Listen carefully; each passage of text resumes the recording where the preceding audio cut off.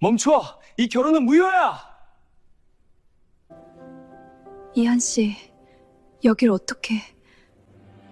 호화로운 결혼식장에 한 남자의 외침이 울려 퍼집니다. 하얀 웨딩드레스를 입은 신부가 굳어 있습니다. 그녀의 눈에는 행복 대신 눈물이 가득 고여 있어요. 그녀의 옆에 선 신랑은 아버지 뻘 되는 노인입니다. 남자가 신부의 손목을 붙잡고 다그칩니다. 왜 나한테 말 안 했어? 대체 왜 이래? 8년 전 이혼했던 두 사람. 한 명은 10조 재벌이 됐고 한 명은 바닥까지 추락했습니다. 두 사람에게 대체 무슨 일이 있었던 걸까요? 사연 시작 전 구독과 좋아요 눌러주신 후 지금 어디에서 듣고 계신지 댓글로 알려주시면 그곳에 행운이 함께하길 진심으로 바라겠습니다. 10년 전 서울의 어느 명문대학교 캠퍼스였습니다. 가을바람이 살랑살랑 불어오는 오후 캠퍼스 중앙 잔디밭에는 학생들의 웃음소리가 가득했습니다. 그 사이로 한 여학생이 천천히 걸어오고 있었죠. 긴 생머리가 바람에 부드럽게 날리고 고급스러운 옷차림이 한눈에도 남달랐습니다. 바로 한지수였습니다. 지수는 대한민국 10손가락 안에 드는 대기업 한성그룹 회장의 외동딸이었습니다. 어릴 때부터 남부러울 것 없이 자랐고 원하는 것은 무엇이든 가질 수 있었죠. 하지만 지수의 눈빛에는 늘 어딘가 공허함이 서려 있었습니다. 진심으로 자신을 바라봐주는 사람이 없다는 걸 알고 있었기 때문이에요. 그날도 지수는 혼자 도서관으로 향하고 있었습니다. 그런데 갑자기 어디선가 뭔가가 굴러오더니 지수의 발끝에 딱 멈췄습니다. 낡고 해진 축구공이었죠. 지수가 고개를 들자 저 멀리서 한 남학생이 달려오고 있었습니다. 땀에 젖은 티셔츠, 빛바랜 청바지, 달아빠진 운동화. 어디 하나 번듯한 구석이 없었습니다. 하지만 그 남학생의 눈빛만큼은 유난히 맑고 빛났습니다. 서이안이었습니다. 이안은 지수 앞에 멈춰서더니 숨을 헐떡이며 말했습니다. 저기 죄송한데요. 그 공 좀 주실 수 있을까요? 지수는 발밑에 낡은 축구공을 내려다봤습니다. 그리고 천천히 허리를 굽혀 공을 집어들었죠. 그 순간 이안의 눈과 지수의 눈이 마주쳤습니다. 이안은 지수의 얼굴을 보자마자 말문이 막혔습니다. 세상에 이렇게 예쁜 사람이 있을 수 있다는 게 믿기지 않았거든요. 심장이 쿵쾅쿵쾅 뛰기 시작했습니다. 귀 뒤쪽까지 빨개지는 게 느껴졌죠. 지수도 마찬가지였습니다. 이안의 맑은 눈동자가 자꾸만 눈에 밟혔어요. 지금까지 만났던 어떤 남자와도 다른 느낌이었습니다. 재벌가 자제들의 교만한 눈빛도 자신에게 잘 보이려는 간사한 웃음도 없었죠. 그저 순수하고 맑은 눈빛뿐이었습니다. 여기요. 지수가 공을 내밀자 이안은 황급히 두 손으로 공을 받았습니다. 그 바람에 손끝이 살짝 스쳤고 두 사람 모두 심장이 한 박자 멈추는 것 같았죠. 감사합니다. 이안은 더듬거리며 인사를 하고는 도망치듯 달려갔습니다. 지수는 그 뒷모습을 한참이나 바라봤습니다. 입가에 자신도 모르게 미소가 번졌어요. 그날 이후 두 사람은 자꾸만 마주치게 됐습니다. 도서관에서, 학생 식당에서, 캠퍼스 벤치에서. 우연이라고 하기엔 너무 자주였죠. 사실 지수가 이안의 동선을 몰래 파악하고 있었던 거였습니다. 지수는 난생 처음 누군가를 이토록 궁금해하는 자신이 신기했어요. 이안은 공가대학 전자공학과에서 전액 장학금을 받는 수재였습니다. 집안은 가난했지만 머리 하나만큼은 타고났죠. 밤새 연구실에서 실험하고 새벽까지 논문을 읽는 게 일상이었습니다. 용돈은커녕 밥값도 빠듯해서 점심을 굶는 날도 많았어요. 어느 날 지수는 용기를 내어 이안에게 다가갔습니다. 이안이 벤치 구석 자리에서 혼자 라면을 먹고 있을 때였죠. 지수는 이안의 맞은편에 슬쩍 앉았습니다. 저기 같이 앉아도 될까요? 이안은 깜짝 놀라 라면을 후루룩 삼켰습니다.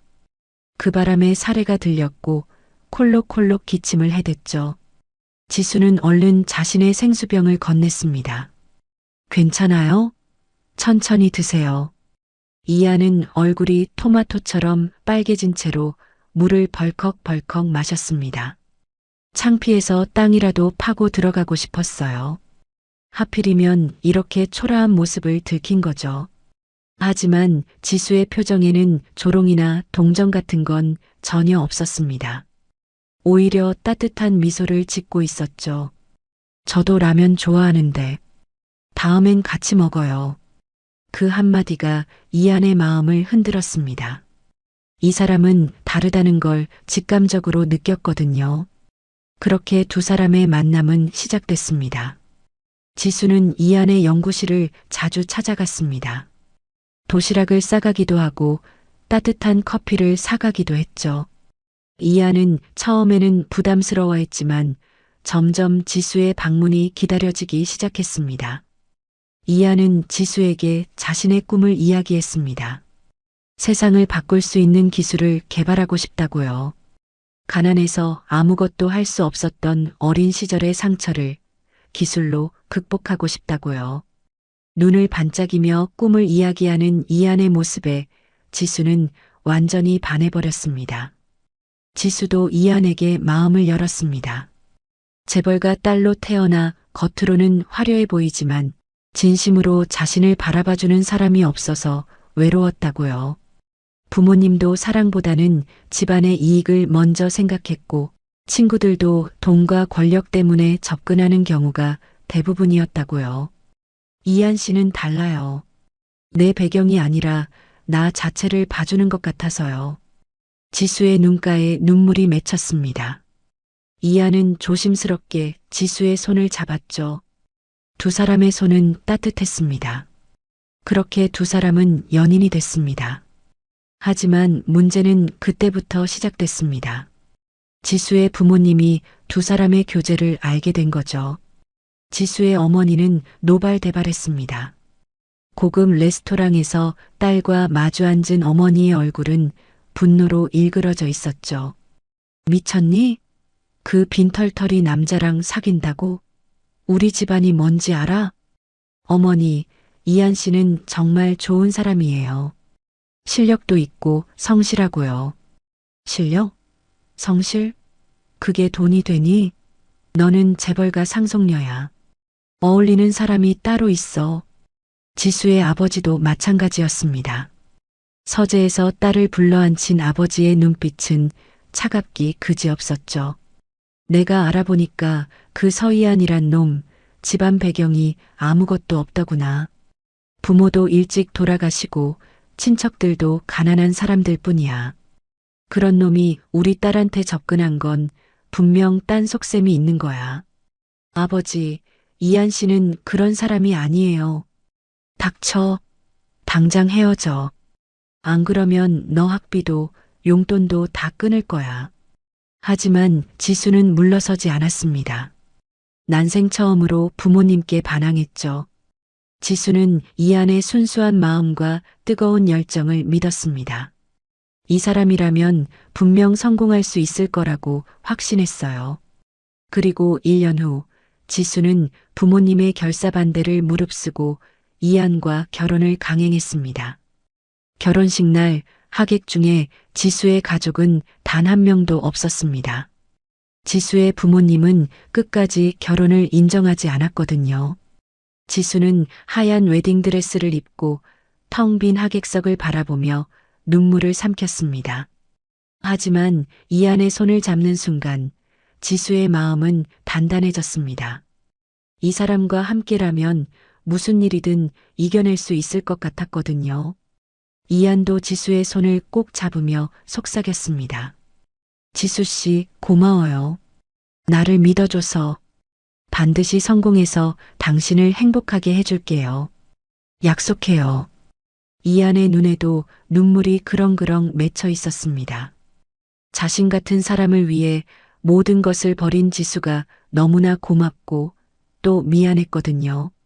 두 사람은 소박하지만 따뜻한 결혼식을 올렸습니다. 하객은 이안의 대학 동기 몇 명과 지도 교수님 뿐이었지만 두 사람의 얼굴에는 행복한 미소가 가득했죠. 그때는 몰랐습니다. 사랑하는 사람을 지키기 위해 더 큰 아픔을 감내해야 할 운명이 기다리고 있다는 것을요. 결혼 후 3개월이 지났습니다.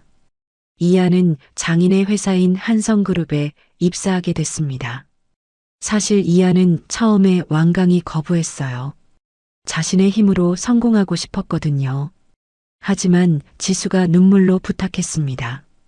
여보, 제발 한 번만 아버지 회사에서 일해봐요. 당신 실력이면 분명 아버지도 인정하실 거예요. 그러면 우리 가족이 화해할 수 있잖아요. 아내의 간절한 눈빛을 차마 외면할 수가 없었습니다. 이안은 결국 한성그룹 기술연구소에 연구원으로 입사했죠. 첫 출근 날 이안은 단정하게 넥타이를 매고 회사 정문을 들어섰습니다. 가슴이 두근두근 뛰었어요. 긴장도 됐지만 한편으로는 자신의 실력을 보여줄 수 있다는 기대감에 설레기도 했죠. 장인어른께 인정받아서 아내를 행복하게 해주고 싶었습니다. 하지만 회사에 발을 들여놓는 순간 이안은 뭔가 이상한 기운을 느꼈습니다. 복도를 지나가는데 직원들이 수군수군거렸어요. 이안과 눈이 마주치면 황급히 고개를 돌리거나 대놓고 비웃는 표정을 짓는 사람도 있었죠. 이안은 애써 무시하고 연구소로 향했습니다. 연구소에 도착하자 팀장이 이안을 맞이했습니다. 50대 중반쯤 되어 보이는 남자였는데 눈빛이 차갑기 그지없었어요. 자네가 서이안인가? 회장님 사위라며? 팀장의 목소리에는 대놓고 비아냥거리는 기색이 묻어 있었습니다. 이안은 허리를 깊이 숙여 인사했죠. 네, 오늘부터 근무하게 된 서이안입니다. 열심히 하겠습니다. 열심히? 글쎄. 일단 자리나 안내해주지. 팀장이 안내한 자리는 연구소 구석, 창문도 없는 어두컴컴한 곳이었습니다. 책상 위에는 먼지가 수북이 쌓여 있었고 컴퓨터도 10년은 된 것 같은 구형이었어요. 이안은 순간 가슴이 철렁 내려앉았지만 내색하지 않았습니다. 그날부터 이안의 고난이 시작됐습니다. 아무도 이안에게 제대로 된 업무를 주지 않았어요. 회의가 있어도 이안만 빼고 진행됐고 중요한 프로젝트는 절대 맡기지 않았죠. 이안이 아이디어를 제안하면 팀장은 코웃음을 치며 무시했습니다. 자네 같은 낙하산이 뭘 안다고 그래. 가만히 앉아서 월급이나 받아가게. 낙하산. 그 말이 이안의 가슴에 비수처럼 꽂혔습니다. 모두가 자신을 능력 없이 백으로 들어온 사람 취급했어요. 저 사람 회장님 딸이랑 결혼해서 들어온 거래. 능력도 없으면서 줄 하나 잘 서가지고. 완전 얌체지 뭐야. 회장님이 얼마나 싫어하시는데. 이안은 손이 부들부들 떨렸습니다. 하지만 꾹 참았습니다. 여기서 무너지면 안 된다고 실력으로 증명해 보이겠다고 이를 악물었죠. 사실 이 모든 건 장인의 치밀한 계획이었습니다. 장인은 처음부터 이안을 무너뜨릴 생각이었어요. 딸을 빼앗아간 가난뱅이 사위가 눈엣가시였거든요. 게다가 이안의 실력이 진짜 뛰어나다는 걸 알게 되자 장인은 오히려 더 위협을 느꼈습니다. 저놈이 진짜 성공하면 어쩌지? 그러면 내가 틀렸다는 게 증명되는 거잖아. 장인은 인사팀장과 연구소 팀장을 불러 은밀히 지시했습니다. 서이안이란 놈 회사에서 발붙이지 못하게 만들어 무능력한 낙하산이라는 소문을 퍼뜨리고 어떤 성과도 내지 못하게 철저히 막아. 그때부터 조직적인 따돌림이 시작된 거였죠. 이안은 밤낮 없이 노력했습니다. 남들보다 일찍 출근하고 늦게 퇴근했어요. 아무도 시키지 않는 일도 스스로 찾아서 했죠. 새로운 기술 아이디어를 정리해서 보고서를 올리기도 했습니다. 하지만 그의 노력은 번번이 묻혔습니다. 이안이 올린 보고서는 팀장 책상 서랍 속에 처박혔고 그가 제안한 아이디어는 다른 직원 이름으로 둔갑해서 발표됐어요. 이안이 항의하면 팀장은 시치미를 뚝 뗐죠. 뭔 소리야? 자네가 언제 그런 아이디어를 냈어? 증거 있어? 이안은 분노로 온몸이 부르르 떨렸습니다. 주먹을 꽉 쥐었다가 풀기를 반복했어요. 하지만 증거가 없었습니다. 모든 게 교묘하게 조작되어 있었거든요. 집에 돌아오면 이안은 지수 앞에서 애써 웃었습니다. 아내가 걱정할까봐 회사에서 있었던 일을 숨겼죠. 오늘 회사 어땠어요? 응, 괜찮았어. 적응 중이야. 하지만 지수는 남편의 눈 밑에 드리워진 그림자와 예전보다 줄어든 말수를 눈치채고 있었습니다. 마음이 아팠지만 지수도 애써 모른 척했어요. 남편이 이야기하고 싶을 때 이야기할 거라고 믿었거든요. 그렇게 6개월이 흘렀습니다. 어느 날 장인이 직접 이안을 회장실로 불렀습니다. 이안은 혹시 드디어 인정받는 건가 싶어 조심스레 기대했어요. 하지만 회장실 문을 열고 들어서는 순간 이안은 얼어붙고 말았습니다. 회장실 안에는 장인뿐만 아니라 경찰관 2명이 서 있었거든요. 장인은 차가운 눈빛으로 이안을 바라보며 입을 열었습니다. 서이안, 자네 회사 공금 3억 원을 횡령했지? 이안의 머릿속이 하얘졌습니다. 횡령이라니 대체 무슨 소리인지 이해할 수가 없었어요. 장인어른, 그게 무슨 말씀이세요? 저는 그런 적 없습니다. 증거가 다 있어. 자네 명의 계좌로 돈이 빠져나간 기록이 있더군. 장인이 서류 뭉치를 탁 내려놓았습니다. 이안은 급하게 서류를 펼쳐봤어요. 정말로 자신의 이름과 계좌번호가 적혀 있었습니다. 하지만 이안은 그런 돈을 받은 적이 없었어요. 누군가 조작한 게 분명했죠. 이건 조작입니다. 저는 절대로 그런 짓 안 했습니다. 이안의 목소리가 떨렸습니다. 억울함에 눈시울이 붉어졌어요.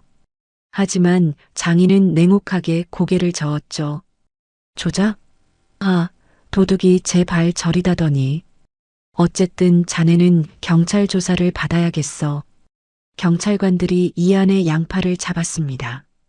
이안은 필사적으로 버둥거렸어요. 장인어른, 저는 정말 아닙니다. 믿어주세요. 하지만 장인은 이안을 거들떠보지도 않고 창밖을 바라봤습니다. 이안은 경찰서로 끌려갔습니다. 취조실의 차가운 의자에 앉아 12시간 넘게 조사를 받았죠. 같은 질문이 반복됐고 이안은 지치고 또 지쳤습니다. 다행히 증거 불충분으로 구속은 면했지만 이안의 명예는 이미 땅에 떨어진 뒤였습니다. 회사에는 순식간에 소문이 퍼졌어요. 서이안 공금 횡령으로 경찰 조사받았대. 역시 가난뱅이는 어쩔 수 없나 봐. 회장님 사위라고 들어와서 돈까지 빼돌리다니 쯧쯧. 이안은 회사에 발도 들여놓을 수 없게 됐습니다. 사표를 낼 수밖에 없었죠.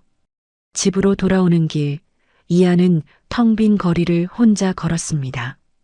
하늘에서는 가을비가 추적추적 내렸어요. 이안은 우산도 없이 비를 맞으며 터벅터벅 걸었습니다. 빗물인지 눈물인지 모를 것이 뺨을 타고 흘러내렸습니다.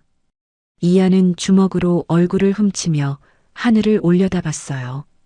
가슴속에서 뜨거운 것이 치밀어 올랐습니다. 내가 뭘 잘못한 거지? 열심히 하려고 했을 뿐인데. 왜 이렇게 되는 거야? 이안의 어깨가 축 처졌습니다. 다리에 힘이 풀려 그 자리에 주저앉았어요. 찬 빗물이 온몸을 적셨지만 이안은 일어날 기력조차 없었습니다. 대학 시절 품었던 원대한 꿈, 세상을 바꾸겠다던 당찬 포부. 그 모든 것이 산산조각 나는 것 같았습니다. 이안의 자존심은 처참하게 무너져 내렸고 그의 영혼에는 깊은 상처가 새겨졌죠.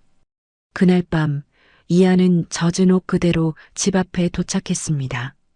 현관문을 열자 지수가 달려나왔어요. 남편의 처참한 모습을 본 지수의 얼굴이 사색이 됐습니다. 여보, 대체 무슨 일이야? 왜 이렇게 됐어?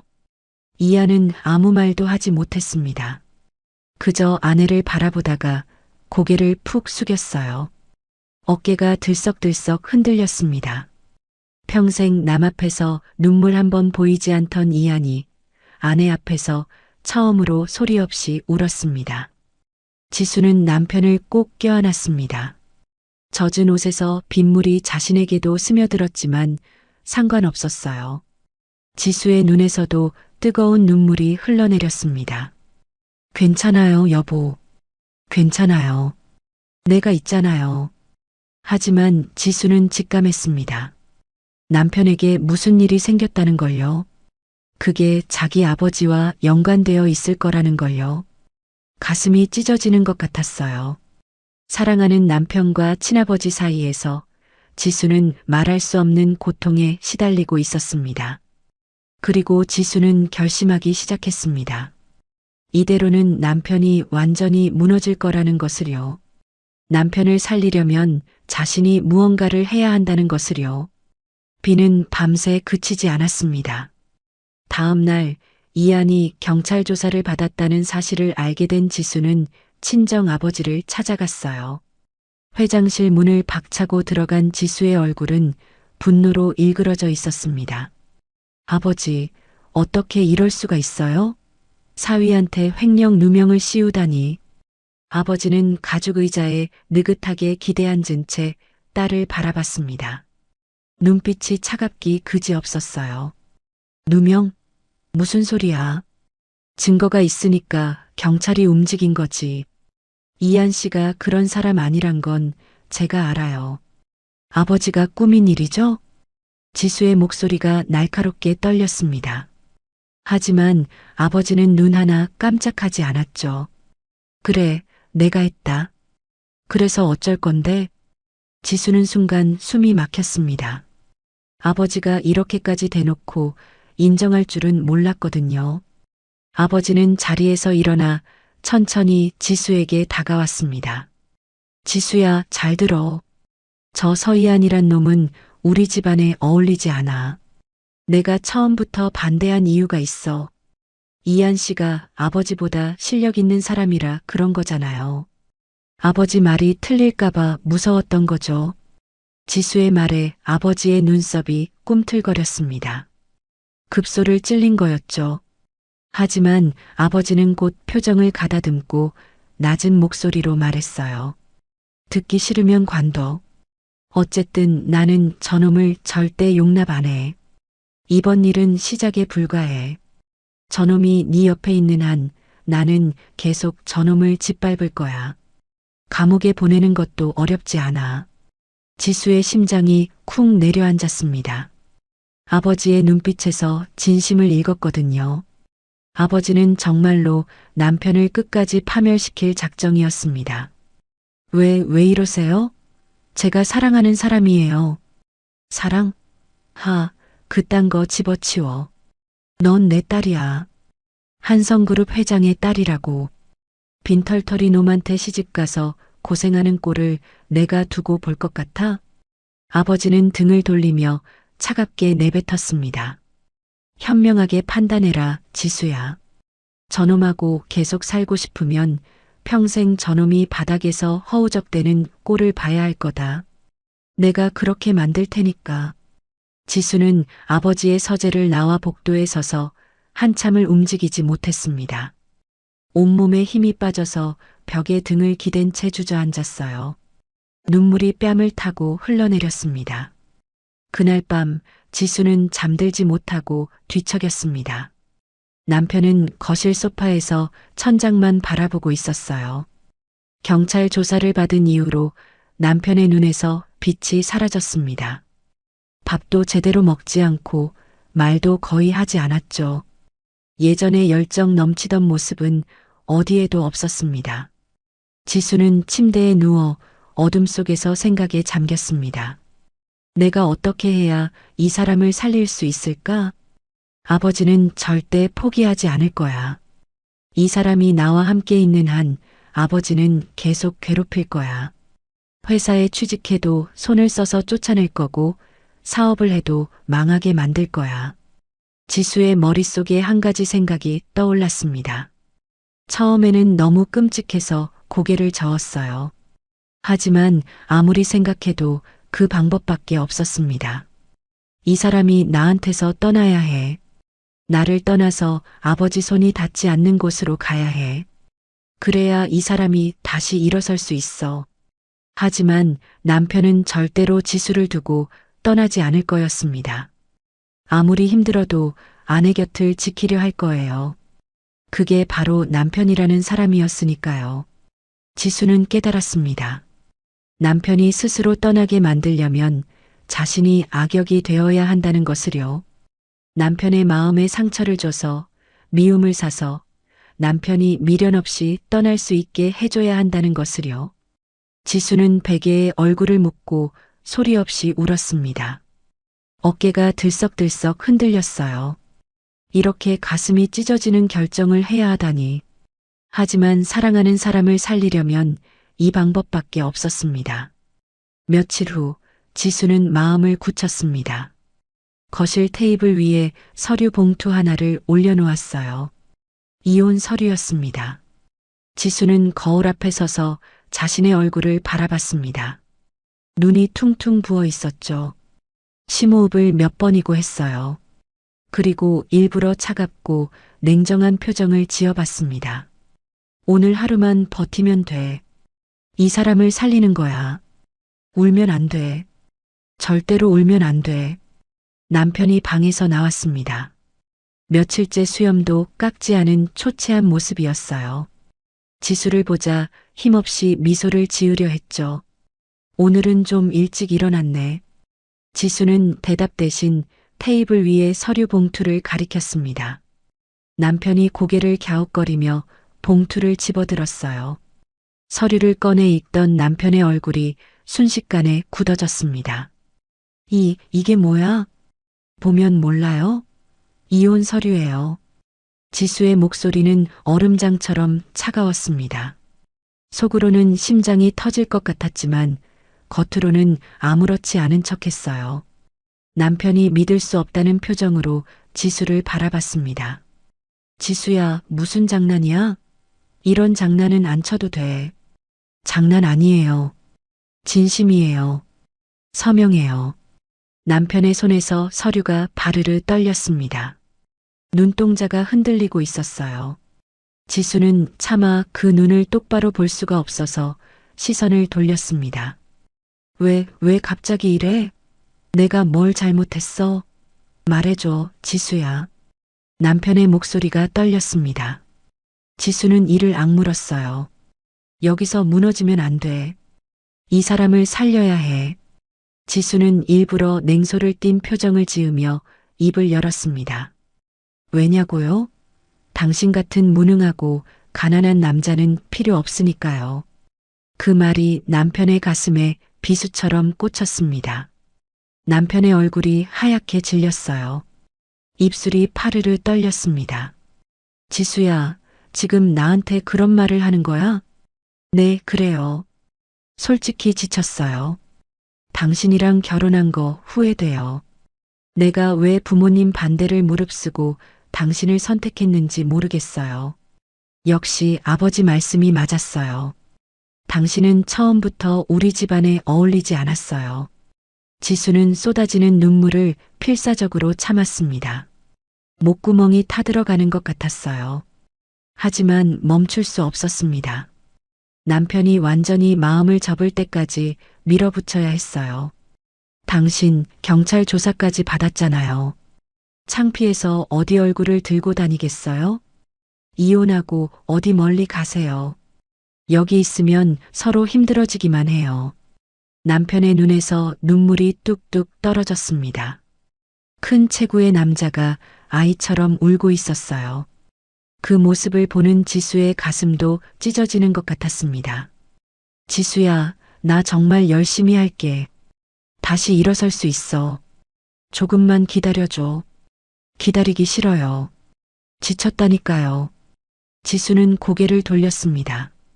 남편의 얼굴을 더 이상 볼 수가 없었거든요. 조금만 더 보면 자신도 무너질 것 같았어요. 남편은 한참 동안 그 자리에 서 있었습니다. 어깨가 축 처지고 고개가 푹 숙여졌어요. 마치 세상이 무너진 사람처럼요. 한참 만에 남편이 입을 열었습니다. 목소리가 갈라져 있었어요. 알았어. 내가 떠날게. 당신이 원한다면. 남편은 펜을 집어들어 이혼 서류에 서명했습니다. 손이 심하게 떨려서 글씨가 삐뚤빼뚤했어요. 서명을 마친 남편은 서류를 테이블 위에 내려놓고 천천히 방으로 향했습니다. 지수는 남편의 뒷모습을 바라봤습니다. 저 넓은 어깨가 이렇게 작아 보인 적이 없었어요. 지수는 입술을 꽉 깨물었습니다. 피가 날 것 같았지만 참았어요. 그날 저녁 남편은 작은 가방 하나만 들고 현관에 섰습니다. 집안의 물건은 하나도 가져가지 않았어요. 대학 시절부터 쓰던 낡은 노트북과 옷 몇 벌이 전부였죠. 남편이 마지막으로 지수를 돌아봤습니다. 지수는 남편을 쳐다보지 않았어요. 보면 울음이 터질 것 같았거든요. 그저 입술을 꽉 깨문 채 고개를 돌렸어요. 현관문이 닫혔습니다. 남편의 발소리가 점점 멀어졌어요. 지수는 그 자리에 주저앉았습니다. 더 이상 참을 수가 없었어요. 통곡이 터져 나왔습니다. 지수는 바닥을 치며 울고 또 울었어요. 세상에서 가장 사랑하는 사람을 자신의 손으로 밀어낸 거였습니다. 가슴에 구멍이 뚫린 것 같았어요. 미안해, 여보. 미안해. 사랑해. 정말 사랑해. 지수의 울음소리가 텅 빈 집안에 메아리 쳤습니다. 남편은 그 길로 공항으로 향했습니다. 한국을 떠나 미국행 비행기에 올랐죠. 도저히 한국에서는 버틸 자신이 없었기 때문이에요. 비행기 창밖으로 서울의 불빛이 점점 작아졌습니다. 이안의 눈에서 눈물이 멈추지 않았어요. 왜 이렇게 된 걸까? 내가 뭘 그렇게 잘못한 걸까?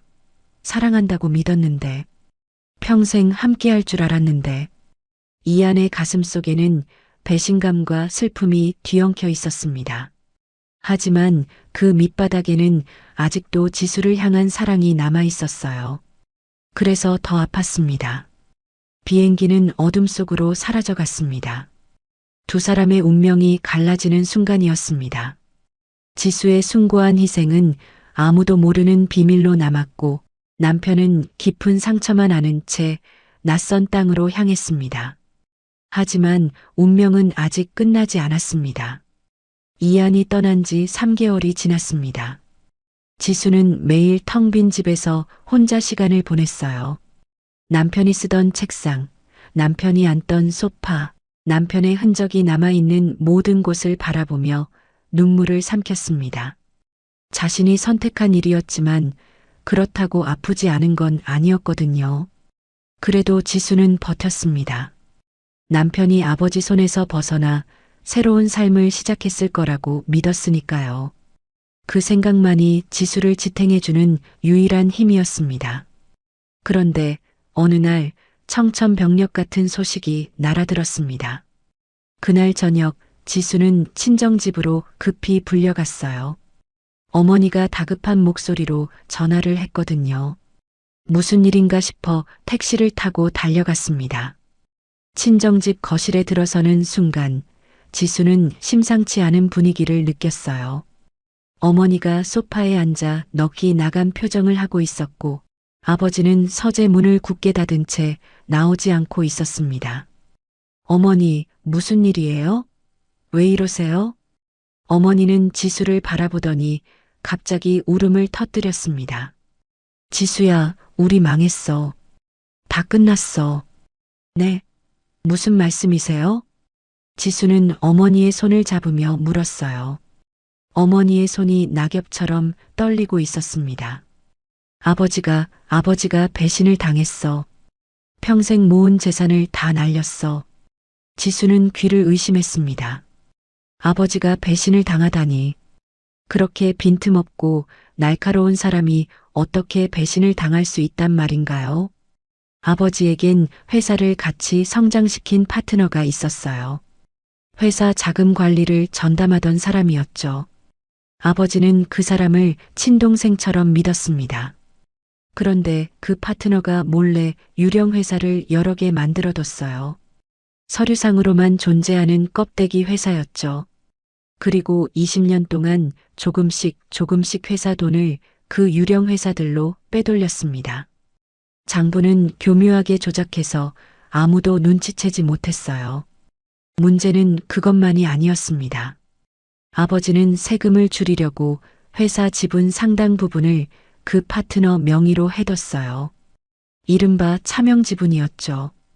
파트너를 믿었으니까 가능한 일이었습니다. 결국 파트너는 수천억 원을 횡령하고 차명으로 보유하던 지분까지 전부 자기 것으로 만든 뒤 해외로 도주했습니다. 횡령 소식이 퍼지자 은행들이 일제히 대출금 상환을 요구했어요. 거래처들도 외상값을 당장 내놓으라며 몰려들었죠. 신용이 바닥으로 떨어지니 어디서도 돈을 빌릴 수가 없었습니다. 자금줄이 완전히 막혀버린 거예요.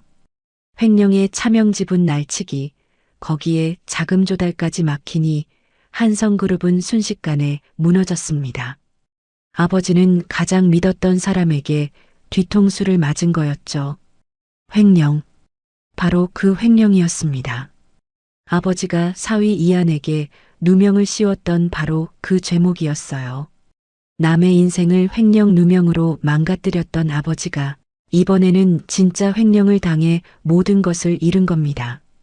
지수는 서재 문 앞에 섰습니다. 안에서 아무 소리도 들리지 않았어요. 조심스럽게 문을 두드렸습니다.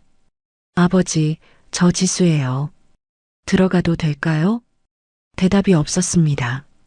지수는 살며시 문을 열었어요. 서재 안은 아수라장이었습니다. 책들이 바닥에 나뒹굴고 서류가 여기저기 흩어져 있었어요. 그리고 아버지는 책상 앞에 축 늘어져 앉아 있었습니다. 평소에 위험 있던 모습은 온데간데 없고 마치 10년은 늙어 보였어요. 아버지, 지수가 부르자 아버지가 천천히 고개를 들었습니다. 눈이 충혈되어 있었고 볼에는 눈물 자국이 남아 있었어요. 지수는 난생 처음 아버지가 우는 모습을 봤습니다. 지수야, 아버지가 다 망쳤어. 평생 일군 걸 한순간에 다 날렸어. 아버지의 목소리가 갈라졌습니다. 지수는 가슴이 먹먹해졌어요. 분명 아버지 때문에 남편과 헤어져야 했고, 그래서 아버지가 원망스러웠습니다. 하지만 이렇게 무너진 아버지를 보니 마음이 복잡했어요. 아버지, 일단 진정하세요. 방법이 있을 거예요. 방법이 없어. 채권자들이 벌써 들이닥치고 있어. 집도 회사도 다 넘어갈 거야. 아버지는 머리를 감싸쥐며 신음했습니다. 그 모습이 너무나 처참해서 지수는 차마 원망의 말을 꺼낼 수가 없었어요. 그리고 며칠 후 더 끔찍한 일이 벌어졌습니다. 아버지가 쓰러진 거였어요. 갑자기 머리를 움켜쥐더니 그대로 바닥에 쓰러졌습니다. 급히 병원으로 옮겼지만 의사의 진단은 절망적이었죠. 뇌출혈입니다. 광범위하게 출혈이 퍼져서 수술을 해도 회복이 어렵습니다. 지수는 병원 복도에서 다리가 풀려 주저앉았습니다. 어머니는 정신을 잃고 쓰러졌어요. 모든 것이 한꺼번에 무너져 내리고 있었습니다. 아버지는 의식을 회복하지 못한 채 중환자실에서 일주일을 버텼습니다. 그리고 결국 눈을 감았어요. 지수는 아버지의 차가워진 손을 잡고 울었습니다. 아버지가 미웠던 적도 있었지만 그래도 아버지였으니까요. 장례를 치르고 나니 현실은 더욱 가혹했습니다. 채권자들이 몰려들었어요. 집은 경매로 넘어갔고 회사는 부도 처리됐습니다.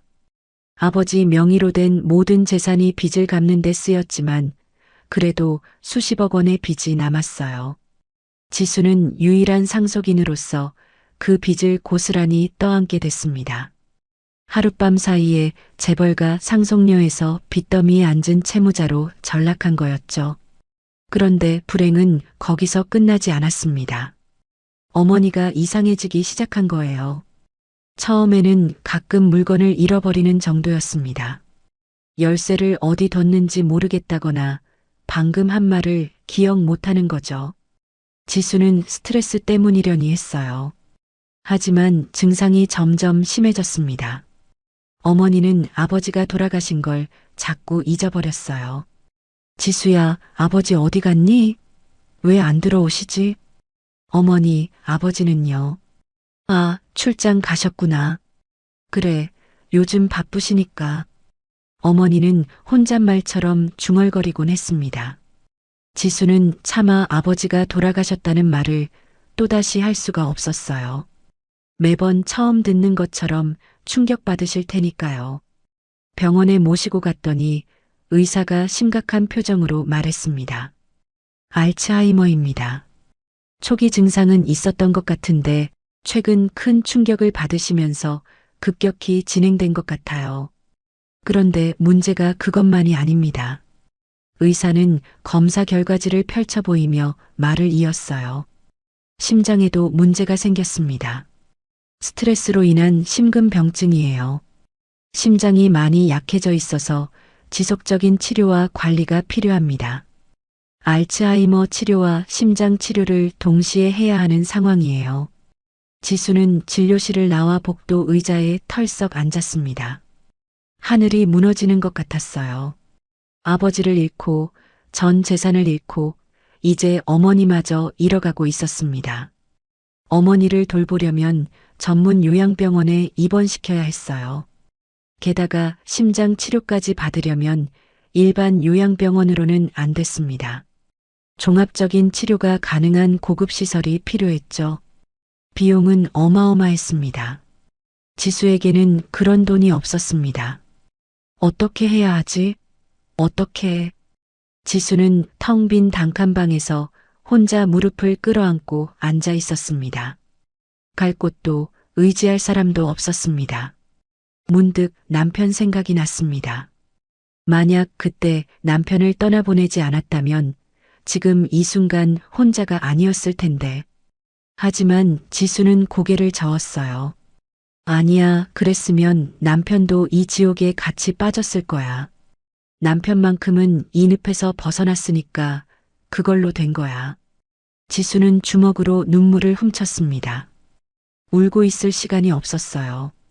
어머니를 살려야 했습니다. 무슨 일이든 해야 했습니다. 지수는 자리에서 일어났습니다. 옷장을 열어 가장 수수한 옷을 꺼내 입었어요. 거울에 비친 자신의 모습을 바라봤습니다. 재벌가 상속녀의 모습은 온데간데없고 초췌하고 지친 한 여자가 서 있었죠. 할 수 있어. 해야 해. 지수는 스스로에게 다짐하듯 중얼거렸습니다. 그리고 집을 나섰어요. 일자리를 구하러 가기 위해서였습니다. 하지만 세상은 지수에게 가혹했습니다. 좋은 학벌이 있어도 경력이 없으니 아무 데서도 받아주지 않았어요. 게다가 한성그룹 파산 소식은 이미 업계에 퍼져 있었습니다. 한성그룹 회장 딸이요? 죄송한데 저희는 그런 분 필요 없어요. 문전박대를 당하기 일쑤였죠. 지수는 수십 군데를 돌아다녔지만 번번이 거절당했습니다. 결국 지수가 구할 수 있는 일자리는 새벽 청소, 식당 설거지, 밤 서빙 같은 일뿐이었습니다. 그래도 지수는 일을 할 수 있다는 사실에 만족했습니다. 지수의 하루는 늘상 새벽 4시에 시작됐어요. 알람이 울리면 눈을 비비며 일어나 찬물로 세수를 했습니다. 거울에 비친 얼굴은 날이 갈수록 야위어 갔죠. 하지만 거울을 오래 볼 시간도 없었어요. 서둘러 청소복으로 갈아입고 집을 나서야 했거든요. 첫 번째 일터는 강남의 대형 오피스 빌딩이었습니다. 직장인들이 출근하기 전에 모든 층을 깨끗이 청소해야 했어요. 지수는 무거운 청소 장비를 끌고 엘리베이터를 탔습니다. 1층부터 30층까지 한 층도 빠짐없이 바닥을 닦고 쓰레기통을 비워야 했죠. 무릎 보호대를 해도 무릎이 욱신거렸습니다. 허리는 뻣뻣하게 굳어서 제대로 펴지지도 않았어요. 하지만 지수는 이를 악물고 걸레를 밀었습니다. 쉬면 돈을 못 버니까요. 어느 날 아침 지수가 복도를 청소하고 있는데 일찍 출근한 직원 하나가 지나갔습니다. 그 직원은 지수를 위아래로 훑어보더니 코웃음을 쳤어요. 야, 여기 물기 남았잖아. 제대로 좀 해. 지수는 고개를 숙인 채 대답했습니다. 죄송합니다. 다시 닦겠습니다. 그 직원이 지나간 뒤 지수는 한참 동안 그 자리에 무릎을 꿇고 앉아 있었어요. 눈물이 핑 돌았지만 꾹 참았습니다. 예전 같으면 상상도 못할 일이었죠. 재벌가 상속녀가 남에게 이런 말을 듣다니. 하지만 지금은 그런 자존심을 부릴 처지가 아니었습니다. 청소 일을 마치면 아침 9시였어요. 지수는 곧바로 두 번째 일터로 향했습니다. 시장 안에 있는 작은 식당이었죠. 점심시간 전까지 밀린 설거지를 해야 했어요. 식당 주방은 덥고 습했습니다. 기름때가 잔뜩 묻은 그릇들이 산더미처럼 쌓여 있었죠. 지수는 고무장갑을 끼고 뜨거운 물에 손을 담갔습니다. 장갑을 껴도 뜨거운 열기가 느껴졌어요. 손목이 빠질 것 같았지만 쉴 틈 없이 그릇을 닦았습니다. 아줌마, 빨리빨리 해. 점심 손님 오기 전에 끝내야지. 주인 아주머니의 독촉이 이어졌어요. 지수는 묵묵히 고개를 끄덕이며 손을 더 빨리 움직였습니다. 점심시간이 끝나면 잠깐 쉴 수 있었어요. 지수는 식당 뒷골목 계단에 앉아 김밥 한 줄로 끼니를 때웠습니다. 그게 하루 중 유일한 휴식 시간이었죠. 피곤해서 눈이 저절로 감겼지만 오래 쉴 수는 없었어요. 오후 3시가 되면 병원으로 향했습니다. 어머니가 계신 병원이었죠. 지수가 병실 문을 열자 어머니가 창밖을 멍하니 바라보고 있었어요. 지수의 발소리에도 고개를 돌리지 않았습니다. 어머니, 저 왔어요. 지수가 어머니 곁에 앉았습니다. 어머니가 천천히 고개를 돌렸어요. 눈에 초점이 없었습니다. 누구세요? 그 한마디에 지수의 가슴이 무너져 내렸습니다. 어머니는 이제 딸도 알아보지 못했어요. 알츠하이머가 무섭게 진행되고 있었죠. 저예요, 어머니. 지수요. 딸이잖아요. 지수가 어머니의 손을 잡았습니다. 어머니는 고개를 갸웃거리다가 희미하게 미소를 지었어요. 지수? 아, 우리 지수. 우리 딸. 지수는 터져나오는 울음을 꾹꾹 눌렀어요.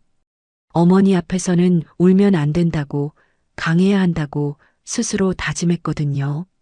지수는 어머니의 머리를 빗겨드리고 손톱을 깎아드리고 이야기를 나눴습니다. 어머니는 같은 말을 몇 번이고 반복했지만 지수는 매번 처음 듣는 것처럼 대답해드렸어요. 1시간쯤 있다가 지수는 병원을 나섰습니다. 세 번째 일터로 가야 했거든요. 저녁 6시부터는 호프집에서 서빙 아르바이트를 했습니다. 무거운 맥주잔을 나르고 안주 접시를 치우고 테이블을 닦았어요. 손님들의 시끄러운 웃음소리와 담배 연기 속에서 밤열 2시까지 일했습니다. 취한 손님들을 상대하는 건 정말 힘들었어요. 어떤 손님은 소리를 지르고 어떤 손님은 트집을 잡았죠. 지수는 그때마다 허리를 깊이 숙이며 사과했습니다. 죄송합니다. 불편을 드려서 죄송합니다. 속으로는 치가 떨렸지만 참았습니다. 이 일을 잃으면 어머니 병원비를 낼 수 없었으니까요. 어느 날 밤 손님 하나가 술에 취해 지수의 손목을 붙잡았습니다. 야, 아가씨. 한 잔만 같이 하자. 지수는 손목을 빼려 했지만 손님의 힘이 셌어요. 손목이 아팠습니다. 손님, 놓아주세요. 저 일해야 해요. 에이, 뭘 그래.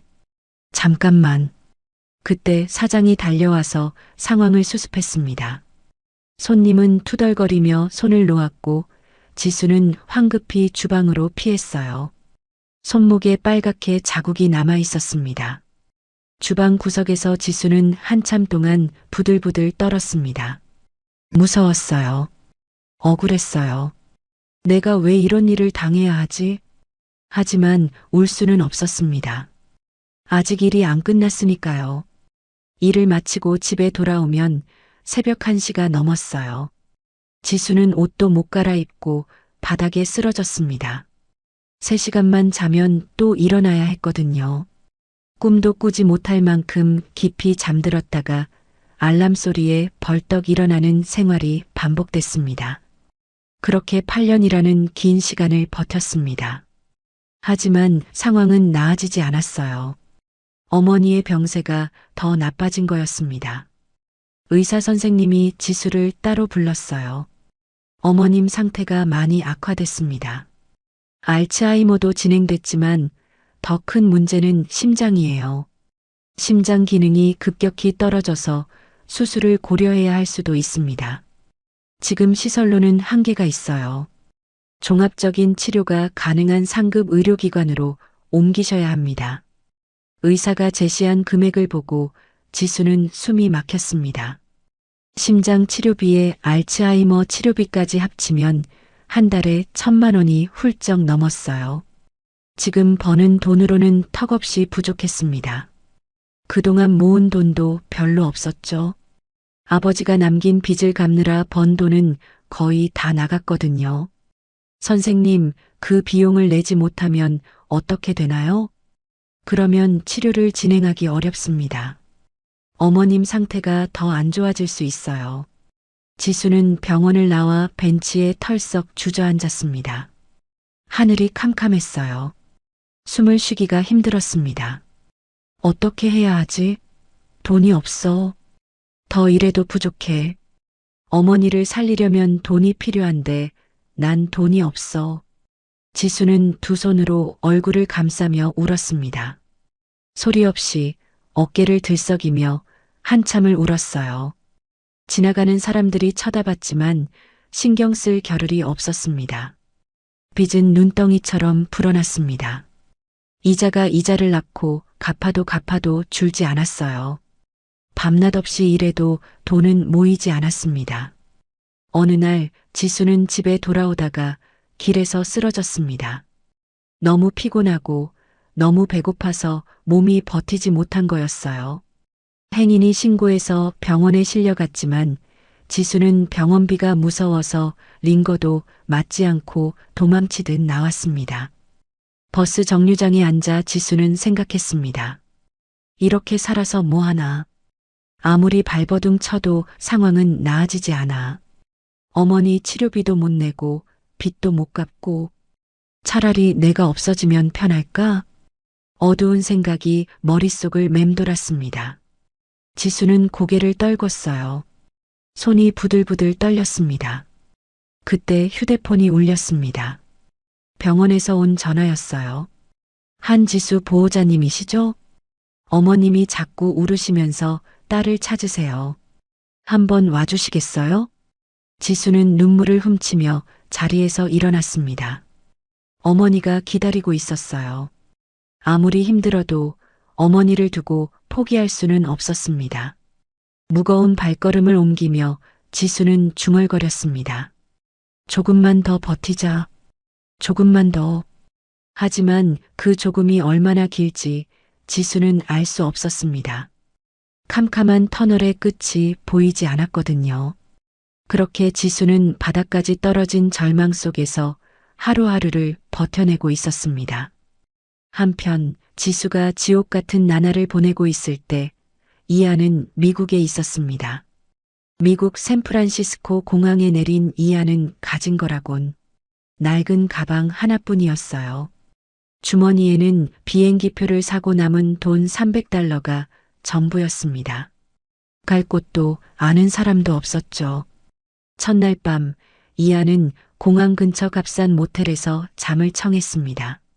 천장을 바라보며 지수 생각에 잠을 이루지 못했어요. 왜 그런 말을 했을까? 정말로 나를 사랑하지 않았던 걸까?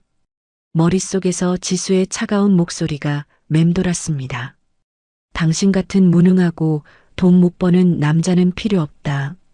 그 말이 가슴을 후벼 팠어요. 이안은 베개에 얼굴을 묻고 소리 없이 울었습니다. 하지만 이안은 무너지지 않았습니다. 울고 나니 오히려 마음이 단단해졌어요. 분노가 치밀어 올랐습니다. 좋아, 두고 봐. 반드시 성공해서 보여줄 거야. 내가 무능한 남자가 아니라는 걸. 이안은 이를 악물었습니다. 이혼의 아픔을, 배신의 분노를 성공의 에너지로 바꾸기로 했어요. 다음 날부터 이안은 움직이기 시작했습니다. 먼저 일자리를 구해야 했어요. 이력서를 들고 여러 회사의 문을 두드렸습니다. 한국에서의 학력과 연구 경력이 도움이 됐어요. 얼마 후 이안은 작은 IT 회사에 취직했습니다. 신입 프로그래머였지만 실력은 누구보다 뛰어났어요. 다른 직원들이 일주일 걸리는 일을 이틀 만에 해냈죠. 회사 사람들이 이안을 주목하기 시작했습니다. 월급은 많지 않았지만 이안은 퇴근 후에도 공부를 놓지 않았어요. 밤늦게까지 프로그래밍 책을 읽고 새로운 기술을 연구했습니다. 대학 시절 품었던 아이디어를 발전시키고 싶었거든요. 잠이 부족해서 눈이 빨갛게 충혈됐지만 이안은 포기하지 않았습니다. 하지만 이안의 마음 한구석에는 여전히 지수가 있었어요. 밤마다 꿈에 지수가 나왔습니다. 대학 시절 캠퍼스에서 웃고 있는 지수, 결혼식 날 웨딩드레스를 입고 있던 지수, 그리고 냉정하게 이혼을 요구하던 지수의 얼굴이 번갈아 나타났어요. 이안은 꿈에서 깨어나 땀에 젖은 채 한참을 멍하니 앉아 있곤 했습니다. 보고 싶었어요. 미워하면서도 보고 싶었습니다. 하지만 이안은 그 마음을 꾹꾹 눌러 담았어요. 감정에 휩쓸리면 안 된다고, 성공이 먼저라고 스스로를 다잡았습니다. 2년 차가 됐을 때 이안은 회사를 그만뒀습니다. 자신만의 사업을 시작하기로 한 거였어요.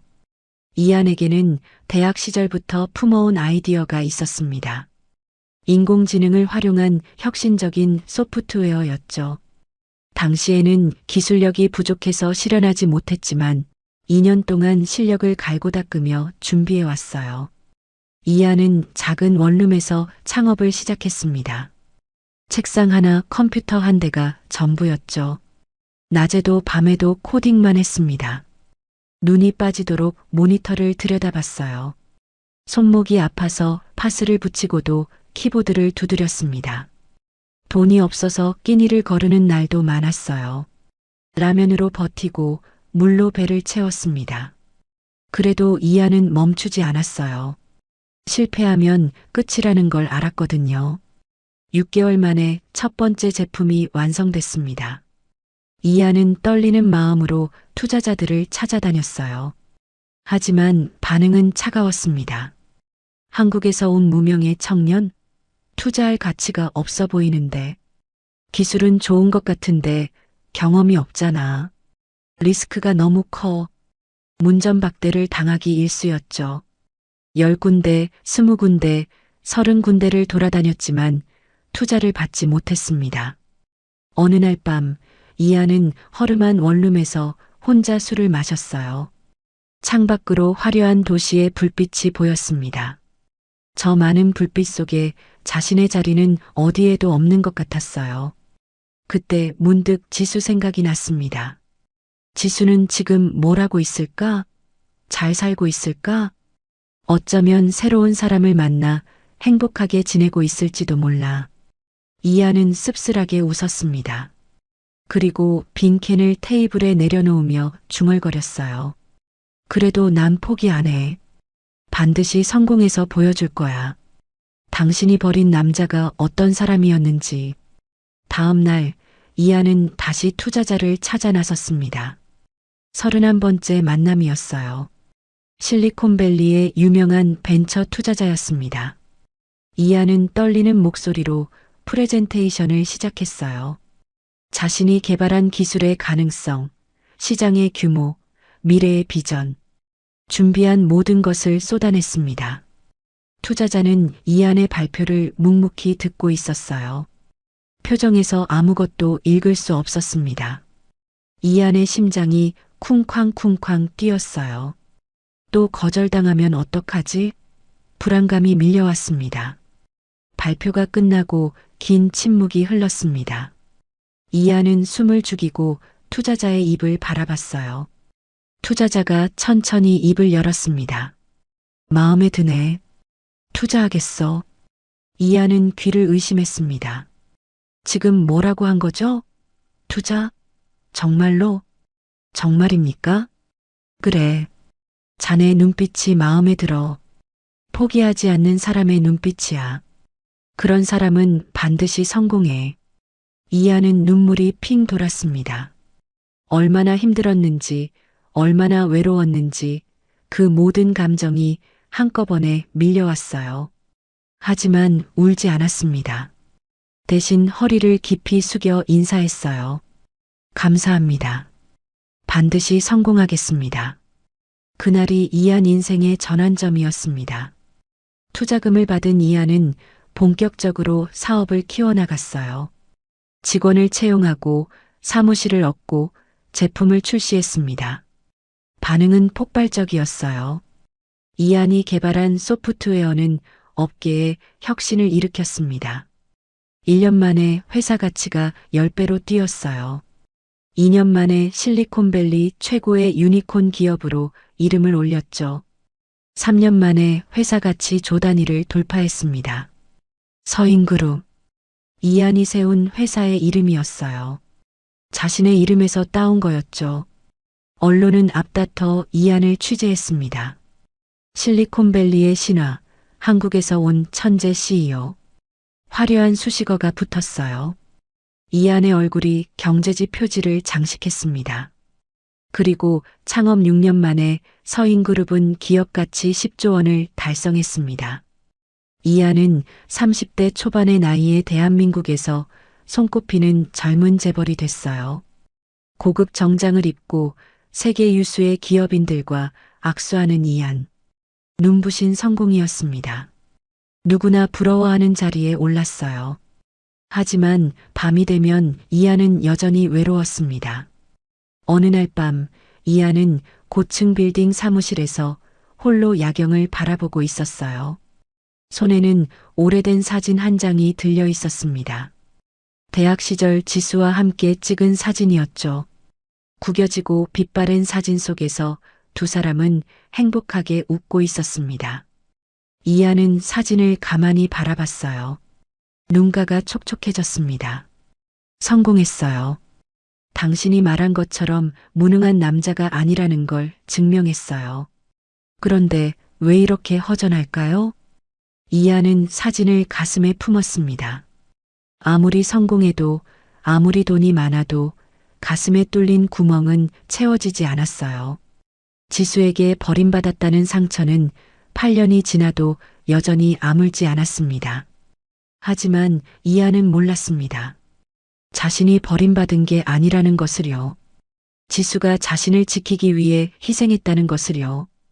그 진실을 알게 되기까지는 아직 조금 더 시간이 필요했습니다.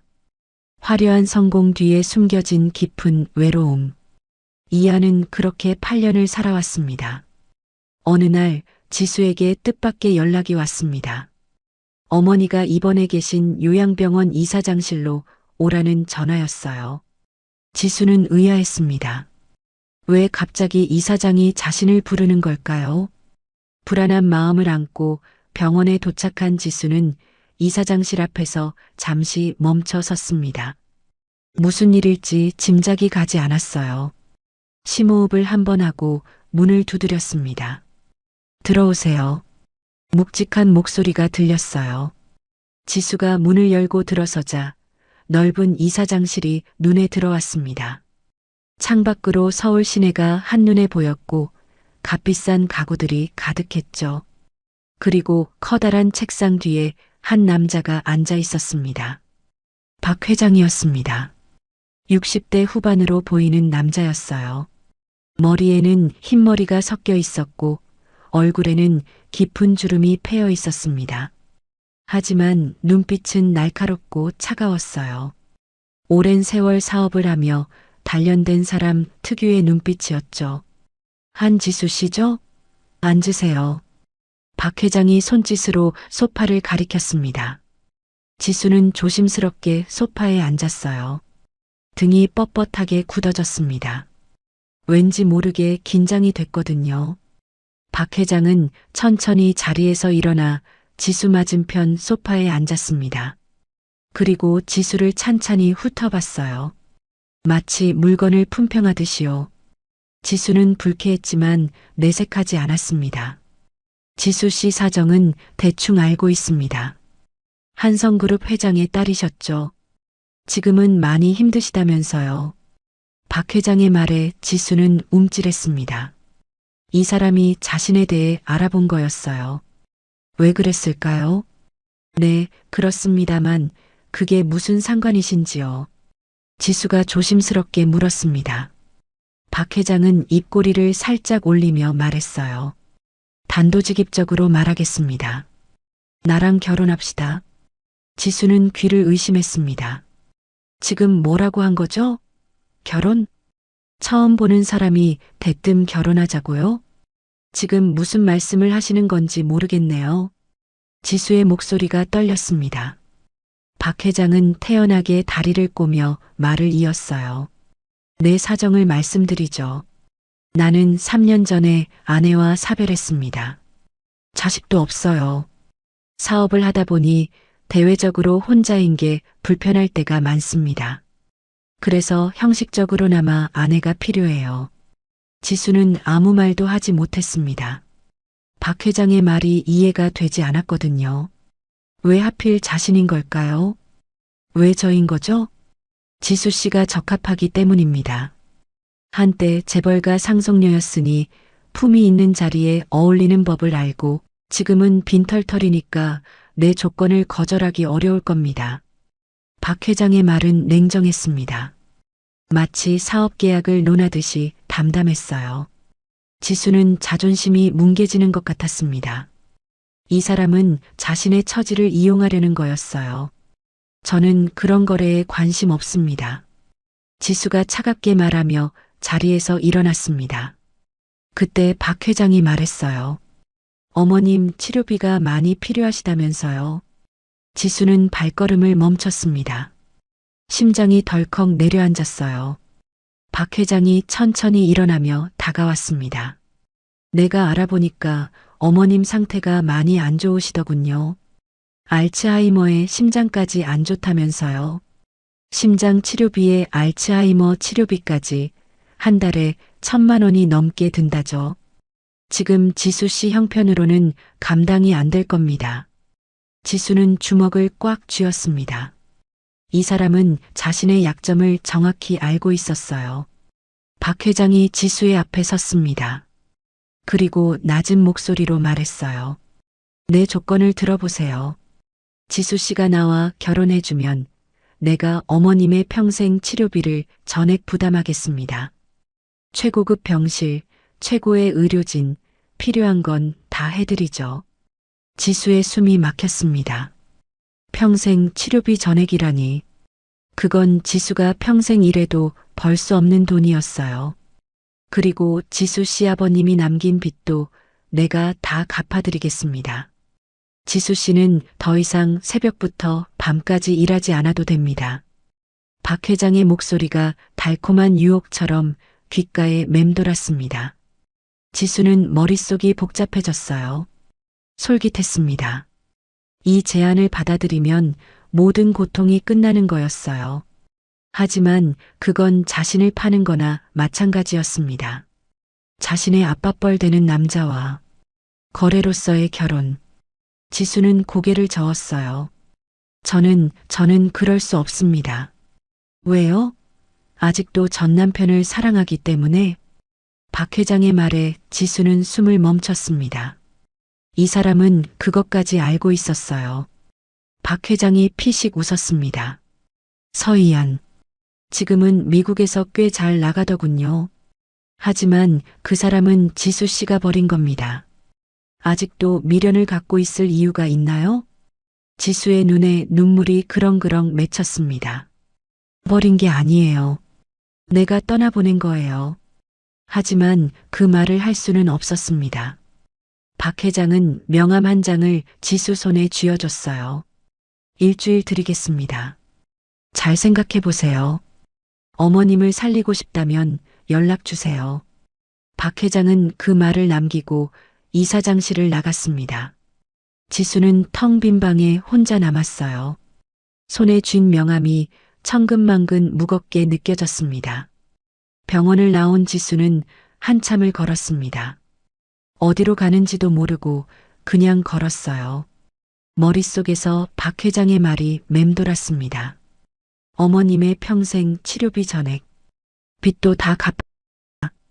더 이상 고생하지 않아도 된다.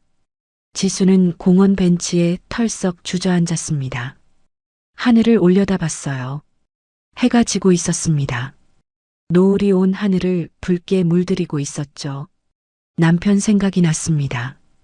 대학 시절 캠퍼스에서 처음 만났을 때, 부모님 반대를 무릅쓰고 결혼했을 때, 서로를 바라보며 행복하게 웃었던 그 시절. 지수의 눈에서 눈물이 흘러내렸습니다. 미안해요, 여보. 나는 당신을 사랑했어요. 지금도 사랑해요. 하지만 어머니를 살려야 해요. 나밖에 없잖아요. 며칠 동안 지수는 잠을 이루지 못했습니다. 박 회장의 제안을 받아들여야 할지, 거절해야 할지 답이 나오지 않았어요.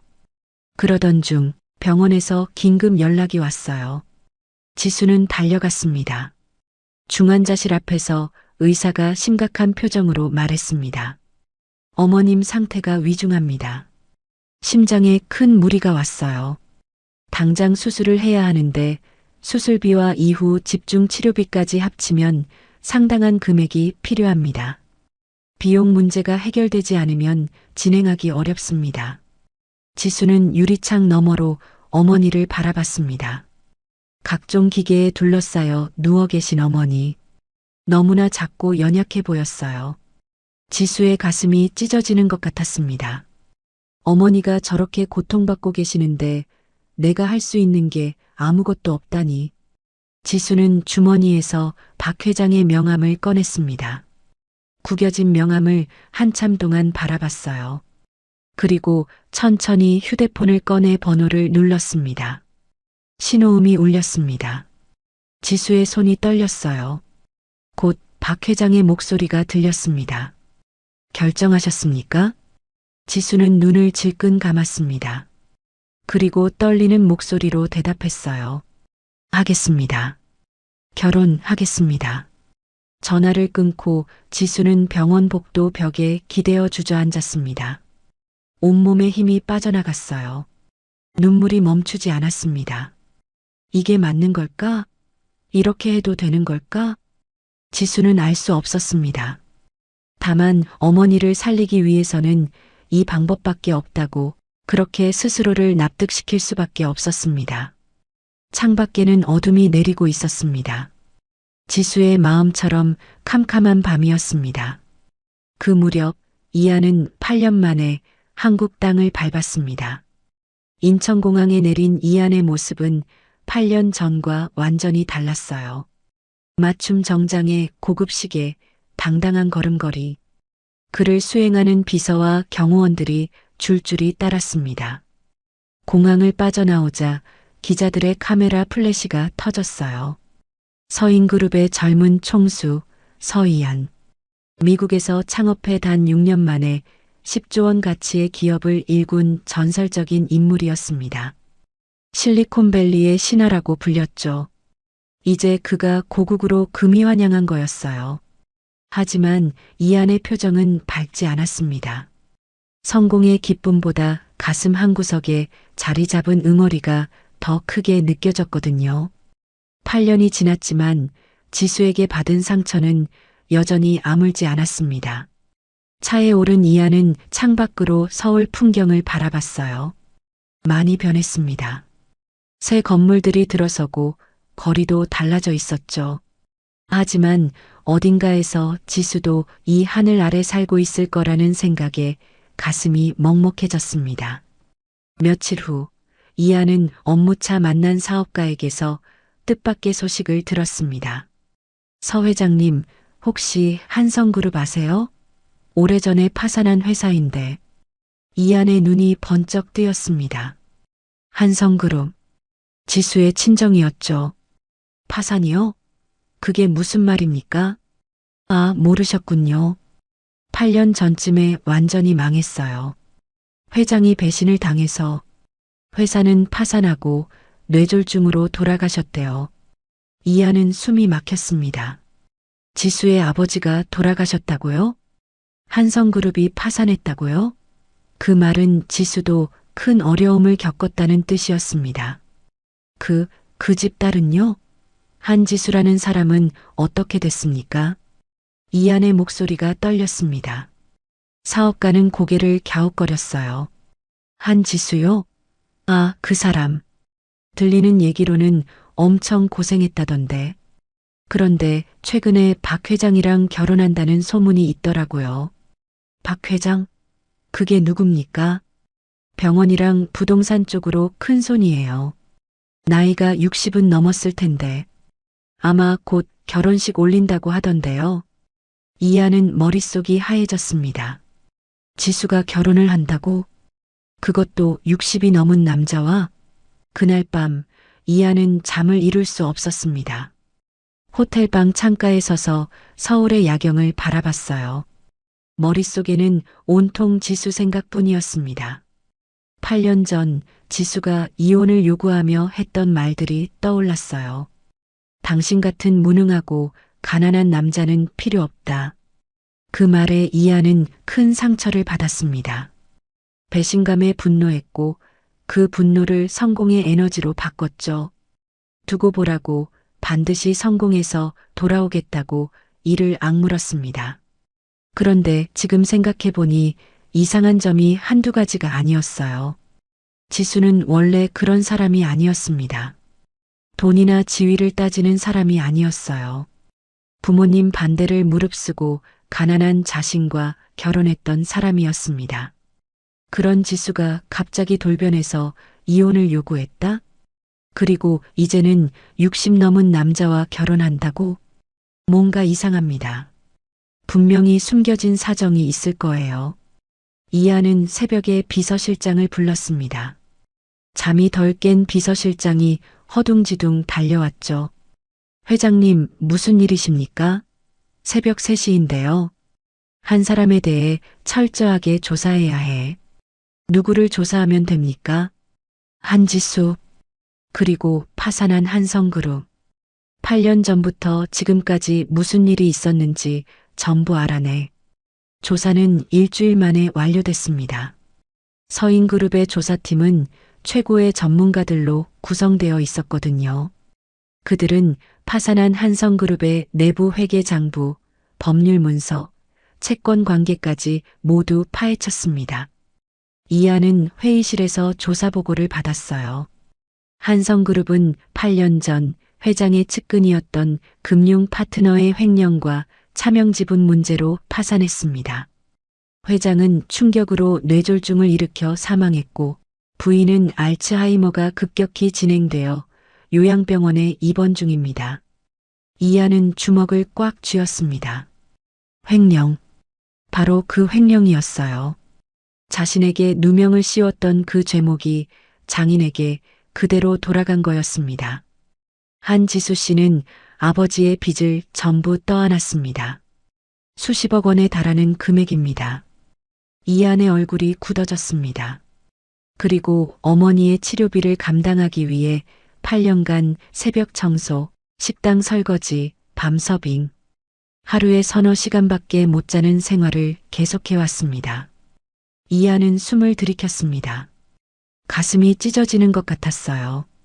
지수가 그 고운 손으로 걸레를 쥐고 새벽 청소를 했다고? 조사팀장이 태블릿을 내밀었습니다. 화면에는 CCTV 영상이 재생되고 있었어요. 새벽 오피스 빌딩 복도에서 청소하는 한 여자의 모습이었습니다. 지수였습니다. 야위고 초췌한 얼굴, 낡은 청소복, 무릎 보호대를 한 채 바닥을 닦고 있었어요. 이안이 사랑했던 그 아름답고 당당했던 지수가 저렇게 변해 있었습니다. 이안의 눈에서 눈물이 흘러내렸습니다. 손이 부들부들 떨렸어요. 왜 이렇게 된 거야? 대체 왜? 조사팀장이 조심스럽게 말을 이었습니다. 그리고 박 회장 건입니다. 박 회장은 한지수 씨의 어머니가 입원한 병원의 이사장입니다. 그가 한지수 씨에게 거래를 제안했습니다. 자신과 결혼하면 어머니의 평생 치료비와 남은 빚을 전부 갚아주겠다고요. 이안은 이를 악물었습니다. 분노로 온몸이 부르르 떨렸어요. 그 박 회장이란 자가 지수의 약점을 이용해 결혼을 강요한 거였습니다. 한지수 씨는 어머니를 살리기 위해 그 제안을 받아들인 것으로 보입니다. 결혼식은 이번 주 토요일로 예정되어 있습니다. 이안은 테이블을 내리쳤습니다. 쿵 하는 소리가 회의실에 울려 퍼졌어요. 그러니까 지수가 어머니를 위해 자기 자신을 판 거야? 아무도 대답하지 못했습니다. 이안은 자리에서 벌떡 일어나 창가로 걸어갔어요. 어깨가 들썩였습니다. 그때 조사팀장이 마지막 보고를 했습니다. 한 가지 더 있습니다. 8년 전 이혼 당시 상황을 조사했는데요. 한지수 씨의 아버지가 회장님을 완전히 파멸시키려는 계획을 세우고 있었습니다. 감옥에 보내겠다는 협박도 했고요. 이안이 천천히 돌아섰습니다. 뭐라고? 한지수 씨가 그 사실을 알고 있었던 것 같습니다. 아버지가 회장님을 계속 괴롭힐 거라는 걸요. 그래서 회장님이 한국을 떠나도록 일부러 이혼을 요구한 것으로 추정됩니다. 이안은 벼락을 맞은 것 같았습니다. 머릿속에서 8년 전 기억이 빠르게 스쳐 지나갔어요. 지수의 차가웠던 표정, 모진 말들. 하지만 마지막으로 자신을 바라보던 그 슬픈 눈빛. 그게 다 연기였던 거였습니다. 지수는 자신을 살리기 위해 악역을 자처한 거였어요. 사랑하는 사람을 지키기 위해 스스로 상처를 감당한 거였습니다. 이안은 무릎이 꺾여 바닥에 주저앉았습니다. 온몸에 힘이 빠졌어요. 지수야, 지수야. 이안은 바닥을 치며 울었습니다. 눈물이 멈추지 않았어요. 8년 동안 지수를 원망했습니다. 배신자라고 생각했습니다. 그런데 그 시간 동안 지수는 자신 때문에 지옥 같은 삶을 살고 있었던 거예요. 내가 널 지키지 못했구나. 미안해. 정말 미안해. 이안은 한참을 울었습니다. 그리고 천천히 눈물을 닦으며 일어섰어요. 눈빛이 달라져 있었습니다. 분노와 결의로 불타오르고 있었죠. 결혼식이 언제라고 했지? 이번 주 토요일입니다. 이틀 후요. 이안은 정장 재킷을 집어들었습니다. 장소가 어디야? 강남의 그랜드 호텔입니다. 이안은 문을 향해 걸어갔습니다. 발걸음이 단호했어요. 그 결혼식 절대 못하게 할 거야. 지수를 데려올 거야. 이안의 눈에는 눈물 자국이 남아 있었지만 표정은 그 어느 때보다 굳건했습니다. 8년 전 지키지 못했던 사람을 이번에는 반드시 지키겠다는 각오가 서려 있었죠. 운명의 날이 다가오고 있었습니다. 토요일 오후 2시 강남 그랜드 호텔 웨딩홀이었습니다. 호화로운 샹들리에가 반짝이고 하얀 장미꽃이 가득한 결혼식장에는 수백 명의 하객이 자리를 채우고 있었어요. 모두 박 회장의 사업 파트너들과 지인들이었습니다. 지수 쪽 하객은 단 한 명도 없었죠. 지수는 대기실에서 거울을 바라보고 있었습니다. 하얀 웨딩드레스를 입고 있었지만 눈빛은 죽어 있었어요. 화장으로 가렸지만 눈 밑에는 짙은 다크서클이 드리워져 있었습니다. 마치 도살장으로 끌려가는 양처럼 지수는 체념한 표정이었어요. 잠시 후 웨딩 마치가 울려 퍼졌습니다. 지수는 천천히 버질로드를 걸어 내려갔어요. 발걸음이 무거웠습니다. 한 걸음 한 걸음이 마치 천근만근 같았죠. 단상에는 박 회장이 서 있었습니다. 깔끔한 턱시도를 입고 만족스러운 미소를 짓고 있었어요. 지수가 다가오자 박 회장이 손을 내밀었습니다. 지수는 떨리는 손으로 그 손을 잡았어요. 주례가 입을 열었습니다. 지금부터 박준혁 신랑과 한지수 신부의 결혼식을 시작하겠습니다. 지수는 눈을 질끈 감았습니다. 가슴이 찢어지는 것 같았어요. 이게 맞는 걸까? 정말 이렇게 해도 되는 걸까? 하지만 어머니를 살리려면 방법이 없었습니다. 신랑 박준혁 씨, 신부 한지수 씨를 아내로 맞이하시겠습니까? 예, 맞이하겠습니다. 박 회장이 자신만만하게 대답했습니다. 주례가 지수를 바라봤어요. 신부 한지수 씨, 신랑 박준혁 씨를 남편으로 맞이하시겠습니까? 지수는 입술을 꽉 깨물었습니다. 목이 메어 말이 나오지 않았어요. 하객들이 웅성거리기 시작했습니다. 박 회장이 지수의 손을 꽉 쥐며 눈빛으로 재촉했어요. 지수가 떨리는 목소리로 입을 열려는 그 순간이었습니다. 쾅! 결혼식장 문이 굉음과 함께 박살나듯 열렸어요. 모든 사람의 시선이 문 쪽으로 쏠렸습니다. 역광 속에 한 남자가 서 있었어요. 검은 정장에 흐트러진 머리카락, 거친 숨을 몰아쉬고 있었습니다. 경호원 2명이 그 남자를 막으려 했지만 남자는 그들을 밀어내며 성큼성큼 걸어 들어왔어요. 이안이었습니다. 멈춰. 이 결혼은 무효야. 이안의 목소리가 웨딩홀 전체에 울려 퍼졌습니다. 하객들이 술렁거렸어요. 도대체 저 남자가 누구야? 무슨 일이야? 수군거리는 소리가 들려왔죠. 지수는 이안을 보는 순간 심장이 멎는 것 같았습니다. 눈을 의심했어요. 꿈인가? 환각인가? 8년 만에 보는 얼굴이었습니다.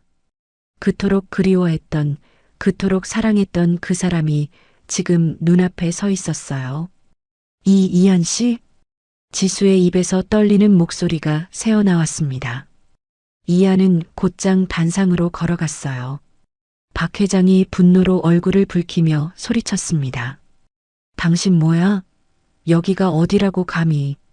이안은 박 회장 앞에 멈춰 섰습니다. 눈빛이 불꽃처럼 타오르고 있었어요.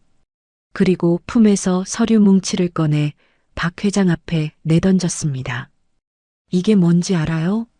당신이 한지수 씨와 맺은 계약서 사본이에요. 어머니 치료비를 미끼로 결혼을 강요한 증거죠. 하객들이 웅성거렸습니다. 박 회장의 얼굴이 하얗게 질렸어요. 당신의 추악한 계약 조건은 불법적인 협박입니다. 약자의 절박한 상황을 이용해 결혼을 강요하다니 이게 사람이 할 짓입니까? 이안의 목소리가 분노로 떨렸습니다. 하객들 사이에서 탄식과 비난의 소리가 터져 나왔어요. 박 회장은 당황해서 말을 더듬었습니다. 이건 합의된 계약이야. 자기 발로 찾아와서 동의한 거라고. 동의요? 어머니 목숨을 볼모로 잡아놓고 그게 동의라고요? 웃기지 마세요. 이안은 이를 악물었습니다. 그리고 지수를 바라봤어요. 지수는 그 자리에 얼어붙어 있었습니다. 눈에서 눈물이 흘러내리고 있었어요. 이안이 지수에게 다가갔습니다. 목소리가 떨렸어요. 지수야, 나 다 알아. 8년 전에 왜 그랬는지, 당신이 왜 나한테 이혼을 요구했는지 다 알아. 지수의 눈이 커졌습니다. 안다고요? 뭘 안다는 거죠? 심장이 미친 듯이 뛰었어요. 당신 아버지가 나를 파멸시키려고 했잖아.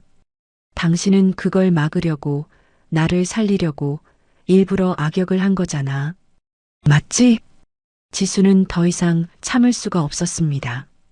8년 동안 가슴에 묻어뒀던 모든 것이 한꺼번에 터져나왔어요. 왜 나한테 말 안 했어? 대체 왜 이런 거야? 당신이 이런 사람인 걸 알았으니까요.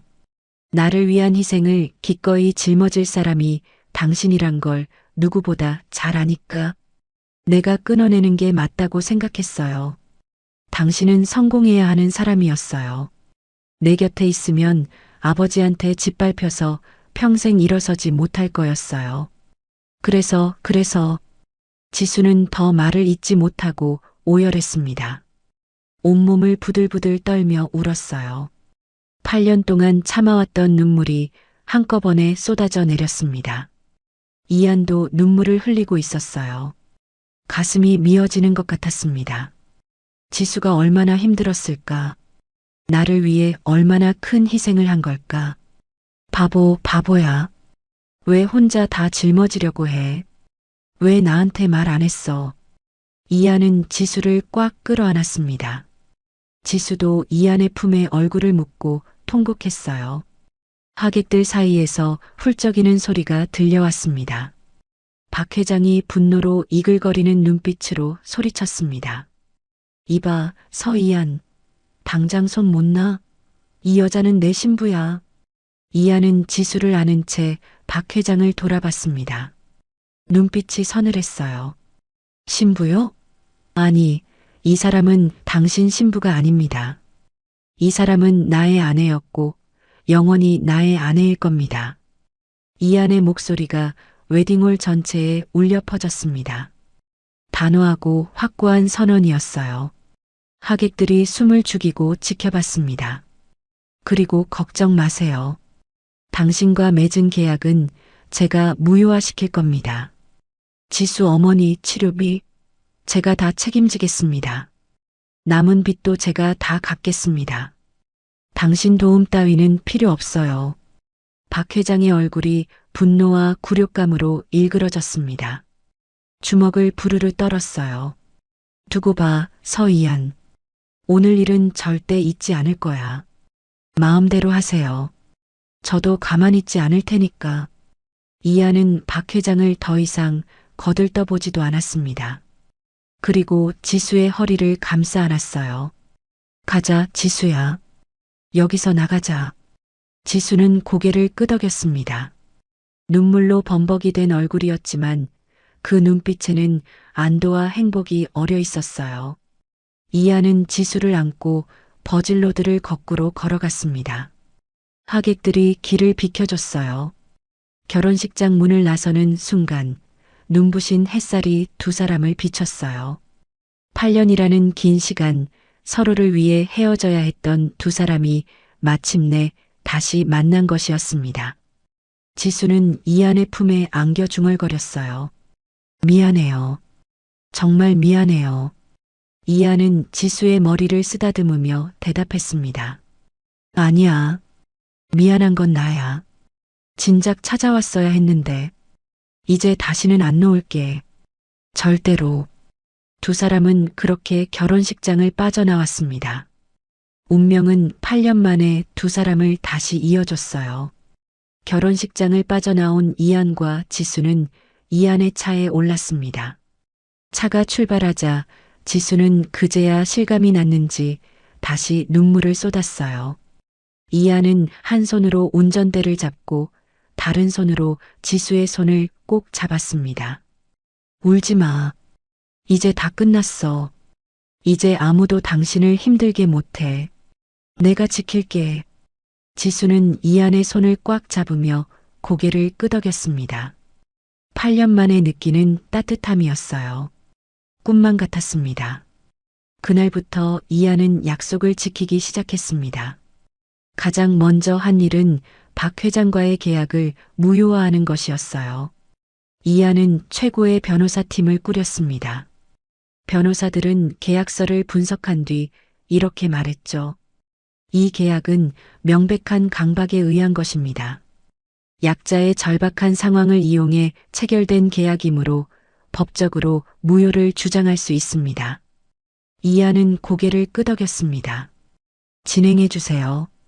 그리고 박 회장이 과거에 저지른 불법 행위도 전부 조사해 주세요. 변호사팀은 박 회장의 사업을 파헤치기 시작했어요. 그 과정에서 박 회장이 여러 건의 불법 거래와 탈세에 연루되어 있다는 증거가 속속 드러났습니다. 결국 박 회장은 검찰 조사를 받게 됐고 한때 거물이라 불리던 그의 명성은 땅에 떨어졌어요. 그 다음으로 이한이 한 일은 지수의 어머니를 돌보는 것이었어요. 이한은 어머니를 서인그룹 사나 메디컬 센터로 모셨습니다. 최첨단 시설과 최고의 의료진이 있는 곳이었죠. 어머니는 가장 좋은 병실에 입원하셨고 24시간 전담 간호를 받게 됐어요. 약해진 심장도 최고의 전문의들이 치료했습니다. 심장 수술도 성공적으로 마쳤고 꾸준한 관리를 받으실 수 있게 됐어요. 지수는 매일 어머니를 찾아뵀습니다. 이한도 시간이 날 때마다 함께 갔어요. 어머니는 처음에는 두 사람을 알아보지 못했습니다. 하지만 기적은 일어났습니다. 3개월쯤 지났을 때였어요. 심장 상태가 안정되고 몸이 편해지니 정신도 맑아지셨어요. 지수가 어머니 손을 잡고 있는데 어머니가 갑자기 지수의 얼굴을 유심히 바라보셨습니다. 지수야? 지수는 심장이 멎는 것 같았어요. 어머니가 자신을 알아보신 거였습니다. 어머니, 저예요. 지수요. 어머니 딸이에요. 지수의 눈에서 눈물이 왈칵 쏟아졌습니다. 어머니는 떨리는 손으로 지수의 뺨을 어루만지셨어요. 우리 딸 많이 힘들었지? 미안해, 엄마가 미안해. 지수는 어머니를 꼭 껴안고 울었습니다. 얼마나 이 순간을 기다렸는지 몰라요. 어머니가 자신을 알아보고 자신을 딸이라고 불러주는 이 순간을요. 의사는 놀라워했습니다. 이례적인 호전입니다. 심장 수술이 성공적이었고 몸 상태가 좋아지니까 알츠하이머 증상도 안정되고 있습니다. 완치는 어렵지만 지금 상태를 유지하면서 좋은 시간을 보내실 수 있을 겁니다. 이하는 지수의 어깨를 감싸며 미소 지었습니다. 지수도 오랜만에 환하게 웃었어요. 그리고 이하는 지수에게 한 가지 제안을 했습니다. 지수야, 부탁이 있어. 부탁이요? 지수가 고개를 갸웃거리자 이한이 진지한 표정으로 말했습니다. 서인그룹 사회 공헌재단 이사장을 맡아줘. 지수는 깜짝 놀랐어요. 저요? 저는 아무 경험도 없는데요. 당신만큼 적합한 사람이 없어. 힘들고 어려운 사람들의 마음을 누구보다 잘 알잖아. 당신이 겪은 일들, 그게 다 자산이야. 이한의 눈빛은 진심이었습니다. 지수는 한참을 생각하다가 고개를 끄덕였어요. 해볼게요. 저처럼 힘든 사람들을 돕고 싶어요. 그렇게 지수는 서인그룹 사회 공헌재단 이사장이 됐습니다. 처음에는 서툴렀지만 지수는 빠르게 적응해 나갔어요. 특히 경제적 어려움에 처한 여성들과 병든 가족을 돌보는 사람들을 위한 프로그램을 만들었습니다. 자신이 겪은 고통을 누구도 겪지 않았으면 하는 마음이었죠. 재단의 활동은 큰 호응을 얻었어요. 지수는 점점 자신감을 되찾았고 사회에서도 인정받기 시작했습니다. 한때 몰락한 재벌가의 딸이라는 꼬리표가 붙어있던 지수는 이제 존경받는 사회공헌가로 변모했어요. 이한과 지수는 함께 서인그룹을 이끌어 나갔습니다. 이한이 기술과 경영을 담당하고 지수가 사회적 가치와 소통을 담당했죠. 두 사람은 동등한 파트너였어요. 서인그룹은 날이 갈수록 성장을 거듭했습니다. 그리고 1년 후 두 사람은 다시 결혼식을 올렸습니다. 작은 정원에서 소박하게 치러졌죠. 하객도 많지 않았어요. 가까운 지인들과 회사 직원 몇몇 분이었습니다. 하지만 가장 중요한 사람이 함께했습니다. 바로 지수의 어머니였어요. 어머니는 휠체어에 앉아 결혼식을 지켜보셨습니다. 표정이 맑았어요. 오늘이 무슨 날인지, 누가 결혼하는 건지 알고 계셨습니다. 지수가 웨딩드레스를 입고 어머니 앞에 섰어요. 어머니는 지수의 손을 잡으며 눈물을 글썽이셨습니다. 우리 딸 예쁘다. 정말 예뻐. 어머니, 고마워요. 여기까지 와주셔서 고마워요. 지수도 눈물을 흘렸습니다.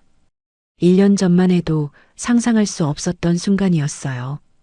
이한이 다가와 어머니께 인사했습니다. 어머님, 지수를 제가 평생 행복하게 해주겠습니다. 어머니는 이한의 손을 잡으며 고개를 끄덕이셨어요. 고마워요. 우리 딸 잘 부탁해요. 결혼식이 시작됐습니다. 주례 없이 두 사람이 직접 서약을 했어요. 이한이 먼저 말했습니다.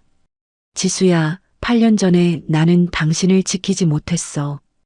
그 시간 동안 당신이 얼마나 힘들었는지 나는 평생 잊지 않을 거야. 이제부터는 내가 당신을 지킬게. 어떤 일이 있어도 당신 곁을 떠나지 않을게. 사랑해.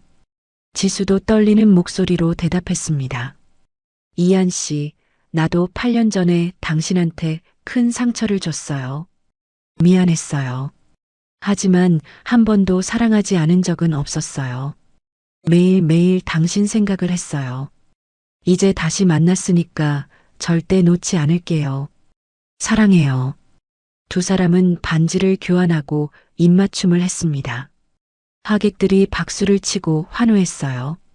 어머니도 휠체어에서 손뼉을 치며 미소 지으셨습니다.